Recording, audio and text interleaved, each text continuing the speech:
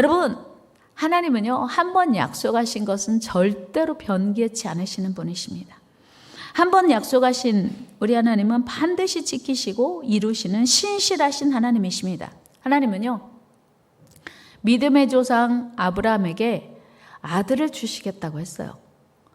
그런데 그 하나님의 약속이 실현 가능한 약속이 아니었어요. 이미 아브라함이 99세가 되었고 사라도 90세가 되어서 도저히 출산할 가능성이 이미 끊어진 상태예요. 근데 하나님이 주시겠대요. 우리 창세기 17장 17절에서 19절 읽어요. 시작. 아브라함이 엎드려 웃으며 마음속으로 이르되 100세 된 사람이 어찌 자식을 낳을까? 사라는 90세니 어찌 출산하리요? 하고 아브라함이 하나님께 아뢰되 이스마엘이나 하나님 앞에 살기를 원하나이다. 하나님이 이르시되 아니라 네 아내 사라가 네게 아들을 낳으리니 너는 그 이름을 이삭이라 하라. 내 언약을 세우리니 그의 후손에게 영원한 언약이 되리라. 아멘. 마치도 지금 90세, 99세니까 여기 계신 분 아무도 안 계셔요. 여기 계신 분 너무 젊어요. 이삭을 약속받기에 너무 지금 젊으신 나이신 거예요. 저희 여기 교회 안에 지금 90세 넘으신 분이 한 분 계신가요? 그러니까 지금 아브라함의 이 약속을 받기에 우린 다 너무 젊다고요. 그러니까 하나님은 불가능한 아브라함을 향하여 아들을 주시겠다. 그러니까 아브라함이 웃었어요. 에이, 하나님 농담하시는 거죠? 아니야. 내가 너 아내 사라를 통해서 분명히 아들을 주겠다고 말씀하세요. 이 약속은 인간의 입장에서 보면 100% 불가능한 일이었습니다. 그러나 믿음의 사람 아브라함은 하나님을 신뢰했어요. 로마서 4장 2절 말씀 읽어요. 시작. 만일 아브라함의 행위로서 의롭다 하심을 받았으면 자랑할 것이 있으려니와 하나님 앞에서는 없느니라. 아멘. 아브라함이 행위로 의롭다 하심을 받은 게 아니고 그의 믿음이 의로 여겨지셨다고 하는 거예요. 그러니까 불가능한 하나님의 약속을 아브라함은 믿었다는 거죠. 아브라함의 아내 사라 역시 하나님께서 미쁘신 분임을 믿었습니다. 히브리 11장 11절 시작. 믿음으로 사라 자신도 나이가 많아 단산하였으나 잉태할 수 있는 힘을 얻었으니 이는 약속하신 일을 미쁘신 줄 알았음이라. 아멘. 사라도 불가능한 약속을 하나님께 받았지만 하나님은 믿음직한 분이다. 하나님은 약속을 변개치 않는 분이라는 것을 사라도 믿고 있었습니다. 여러분, 아브라함과 사라는 도대체 무엇을 믿고 의지했습니까? 그들은 하나님의 신실하심, 즉 그분이 약속하신 것은 충분히, 확실히, 분명히 이루실 것을 믿었습니다. 그리고 하나님은 믿을 만한 분이라고 확신한 거예요. 드디어 1년 후에 아브라함은 이제 하나님의 약속대로 이삭을 선물로 받았습니다. 여러분, 믿음은 바라는 것들의 실상이요 보이지 않는 것들의 증거라고 히브리 기자는 말합니다.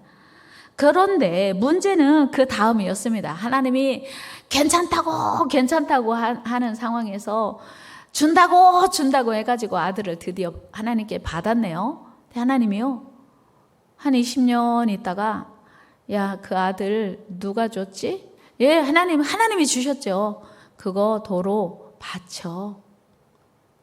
그런데 아브라함이 성경에 보면요, 의심한 흔적이 없어요. 왜 그랬을까요? 어떻게 그 말도 안 되는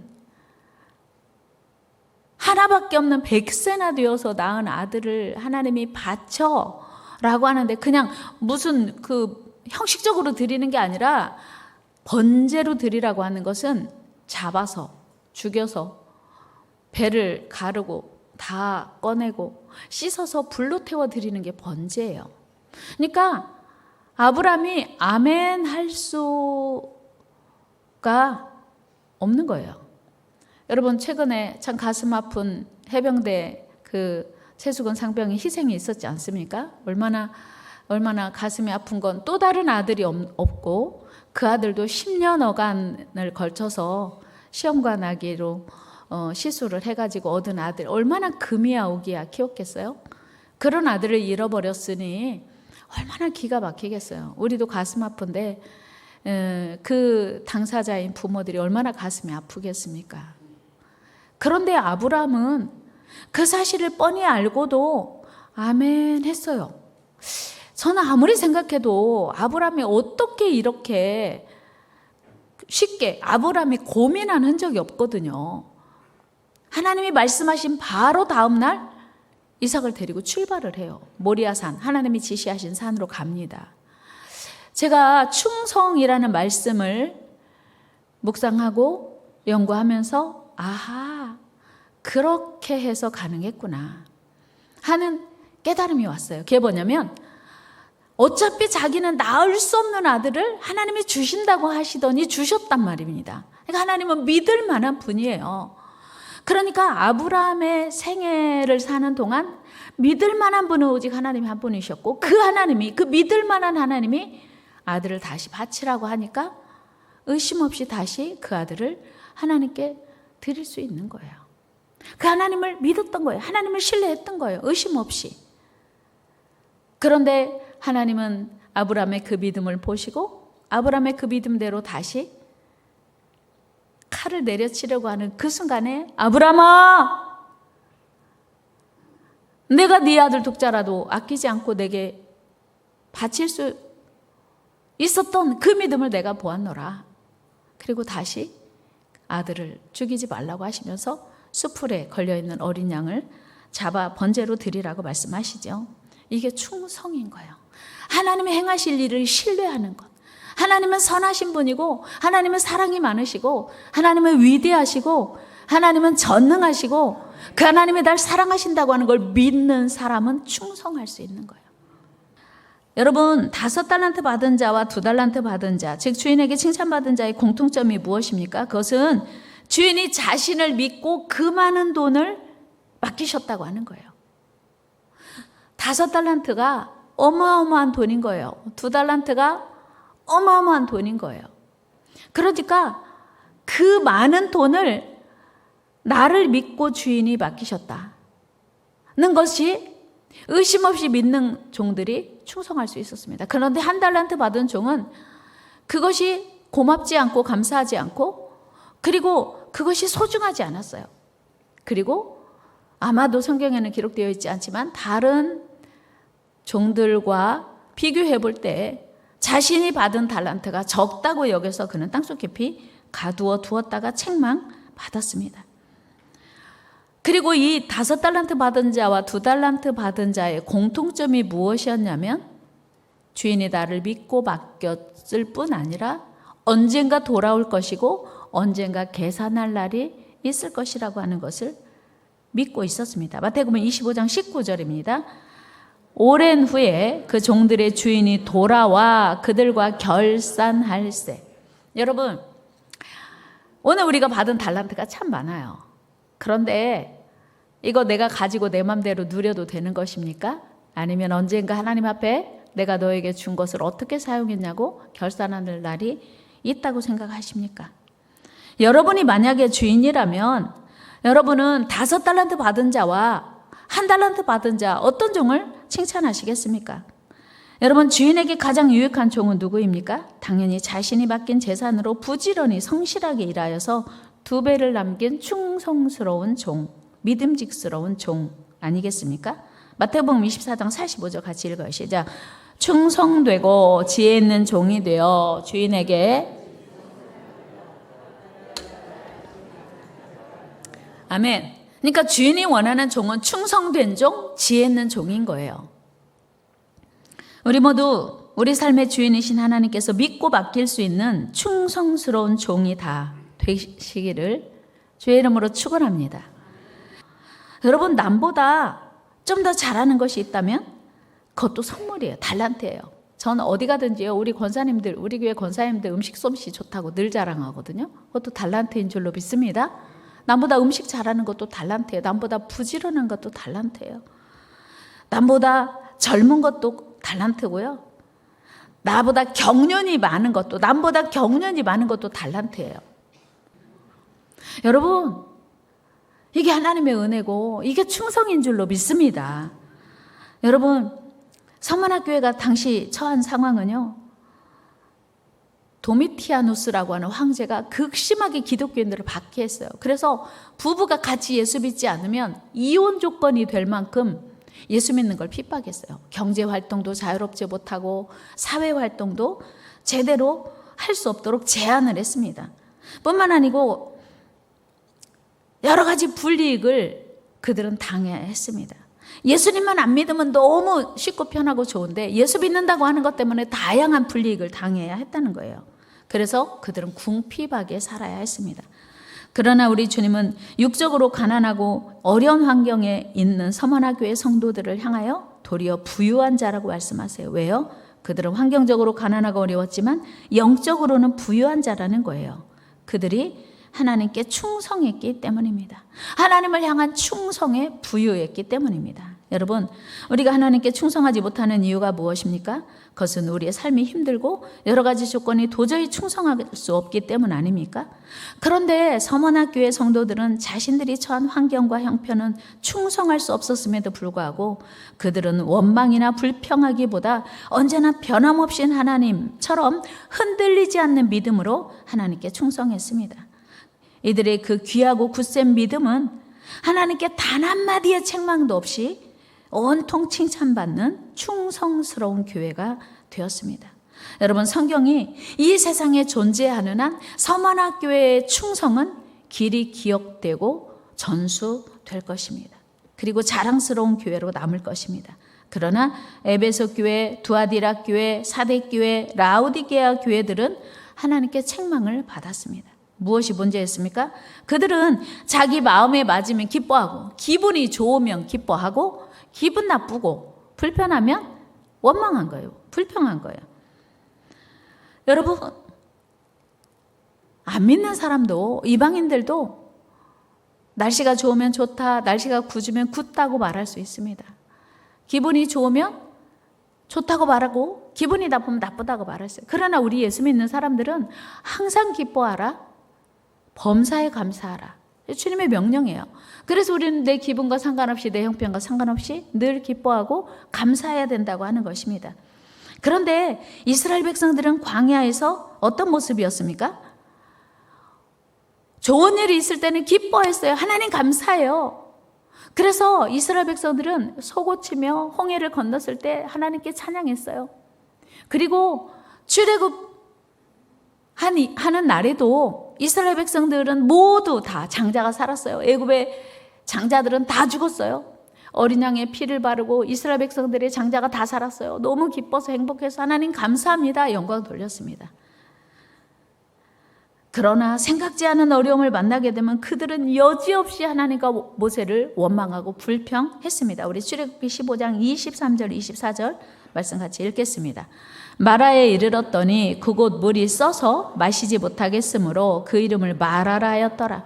백성이 모세에게 원망하여 이르되 우리가 무엇을 마실까 하매, 원망, 어려우면 원망. 그 전에 홍해를 가르고 육지처럼 건넜을 때 할렐루야 하나님 감사합니다 춤췄던 거 다 잊어버렸어요. 맞아, 애굽의 장자들 다 죽었지, 우리는 살았지. 그 기쁨이 어디로 갔어요? 다 잊어버린 거예요. 지금 눈앞의 현실 때문에 원망하고 불평한 거예요. 이것이 하나님 앞에 불충성이라고 하는 사실입니다. 그 결과 어떻게 되었습니까? 이스라엘 백성 중에서 출애굽 1세대는 여호수아와 갈렙 외에는 다 죽었어요. 광야에서 다 죽었어요. 무덤도 없이 다 죽었어요. 그들은 참으로 하나님께 인정받지 못하는 불충성으로 일관했습니다. 우리 민수기 14장 30절 말씀 읽겠습니다. 시작. 여분네의 아들 갈렙과 눈의 아들 여호수아 외에는 내가 맹세하여 너희에게 살게 하리라 한 땅에 결단코 들어가지 못하리라. 여러분, 하나님은 신실하셔서 이스라엘 백성 모두를 가나안 땅에 들어가게 하시겠다고 약속하셨거든요. 그런데 왜 하나님이 그 약속 지키지 않으셨습니까? 원망하고 불평하고 불충성하는 이스라엘 백성들에게는 그 약속 지키지 않으셨어요. 우리 이거 기억해야 돼요. 여러분, 하나님은 신실하시지만 우리가 불충성할 때는 그 약속 지키시지 않습니다. 착각하시면 안 돼요. 여러분, 이스라엘 백성들이 광야에서 죽어간 이유가 무엇입니까? 이스라엘 백성들은 하나님을 온전히 신뢰하는 믿음이 없었습니다. 그들은 하나님을 의심하고 원망하고 불평했기 때문이었어요. 민수기 14장 27절 말씀 같이 읽겠습니다. 나를 원망하는 이 악한 회중에게 내가 어느 때까지 참으랴. 이스라엘 자손이 나를 향하여 원망하는 바 그 원망하는 말을 내가 들었노라. 아멘. 그리고 그 원망한 그 말대로 내가 시행하겠다 말씀하셨습니다. 여러분, 제가 말씀 시작하면서 믿음과 충성은 정비례한다고 말씀드렸어요. 믿음과 충성은 어원이 같다고 말씀드렸어요.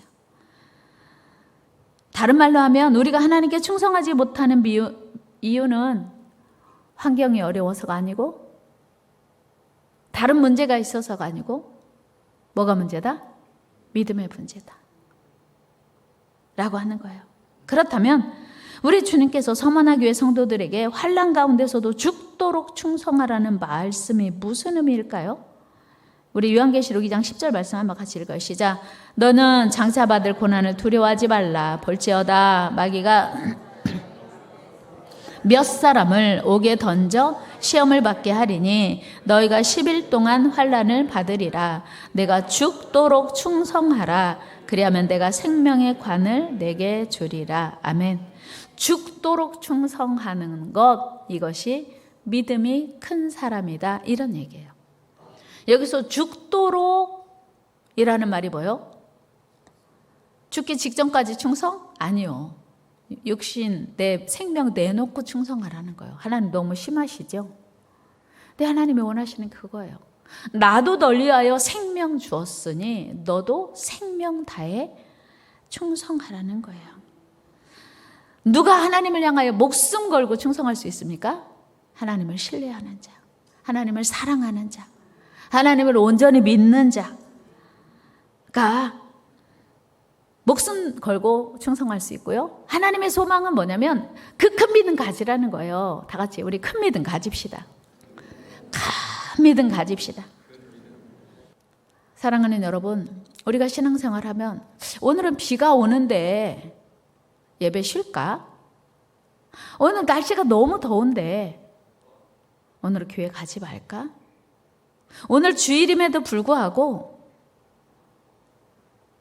몸이 기분이 안 좋으니까 예배 쉴까? 이런 일은 혹시 없으셨나요? 우리는 하나님을 사랑하는 데 있어서 때로 날씨가 덥다고 비가 온다고 바람이 분다고 눈보라가 친다고 바쁘다고 피곤하다고 하나님을 사랑하고 하나님을 기쁘시게 하는 일을 미루고 보류하고 포기하는 일들이 종종 있습니다. 이것은 하나님이 원하시는 충성의 모습이 당연히 아닌 것입니다. 사랑하는 여러분, 우리는 매 순간마다 하나님께 충성할 수 있는 기회가 옵니다. 그럼에도 불구하고 그 기회를 미루고 변명하고 포기하고 있는 것은 아닌지요. 영원히 멸망할 우리에게 영원한 생명을 주신 하나님의 은혜를 기억한다면 다시 우리는 하나님께 충성하지 못할 이유가 없습니다. 미룰 수도 핑계할 수도 없습니다. 우리의 신앙은 죽음보다 더 위대하고 죽음보다 더 가치 있는 일이기 때문입니다. 이런 믿음의 자세로 하나님께 충성할 때 우리 하나님은 비로소 우리에게 생명의 면류관을 주시겠다는 약속입니다. 그럼에도 불구하고 우리의 다짐으로만, 우리의 결단으로만 하나님을 향한 우리의 충성은 불가능해요. 실현 불가능합니다. 뭘 보면 알 수 있냐면 예수님을 그렇게 사랑했던 수제자 베드로가 예수님을 절대로 버리지 않겠다고 호언장담했거든요. 마태복음 26장 33절 읽어요. 시작. 베드로가 대답하여 이르되 모두 주를 버릴지라도 나는 결코 버리지 않겠나이다. 자, 이렇게 결단할 때 베드로의 마음은 진심이었어요. 적어도 주님을 향한 충성을 맹세했습니다. 그러나 몇 시간 뒤에 자기 생명이 위태로워지니까 베드로는 뒤도 돌아보지 않고 예수님을 부인합니다. 우리 마태복음 26장 72절 읽어요. 시작. 베드로가 맹세하고 또 부인하여 이르되 나는 그 사람을 알지 못하더라 하더라. 어떻게 몇 시간밖에 안 지났어요. 그런데 주님, 나는 절대 죽을지언정 주님 버리지 않겠습니다 라고 말도 하고 나는 저 사람을 절대로 알지 못합니다 라고 하는 말도 똑같은 베드로가 한 거예요. 어떻게 이런 일이 가능했을까요? 오늘 우리도 충분히 가능합니다.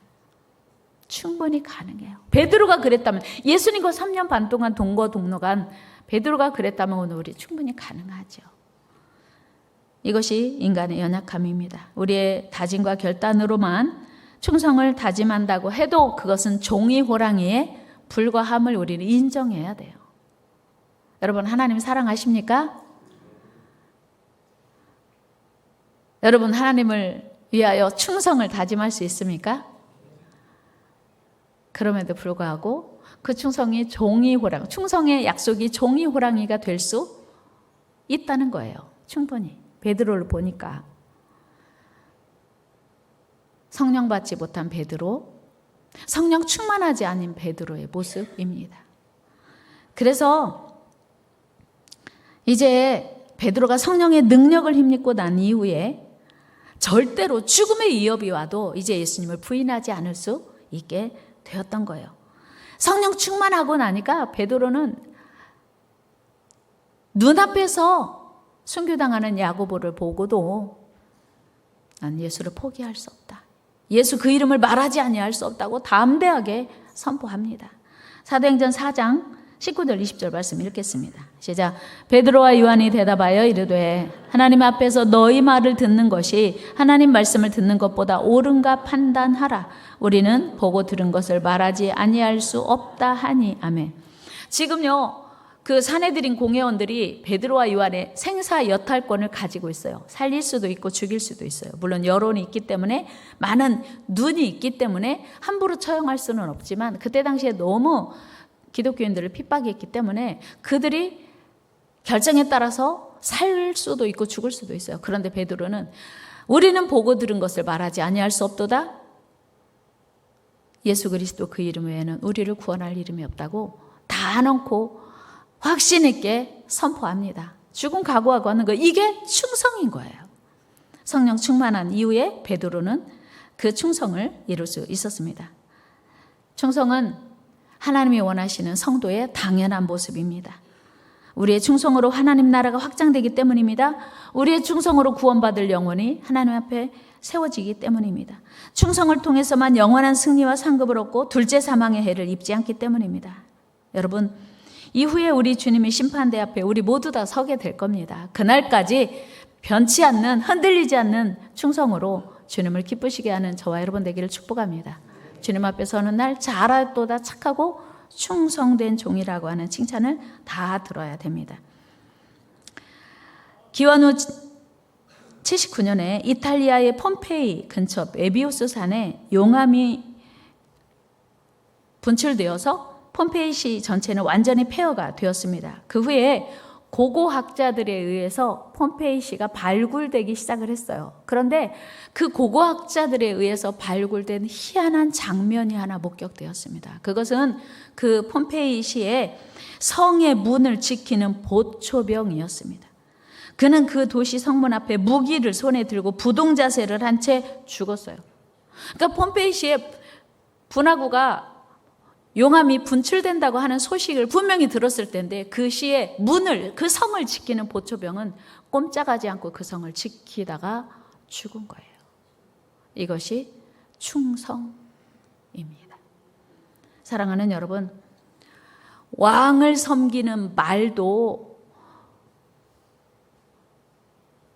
충성을 테스트한 다음에 여러 차례 충성을 테스트하고 왕을 섬길 수 있는 기회가 주어진다면 하물며 우리는 어떻겠습니까? 하나님이 기대하시는 그 충성, 하나님이 원하시는 그 수준으로 충성하는 저와 여러분들 되시기를 주의 이름으로 축원합니다.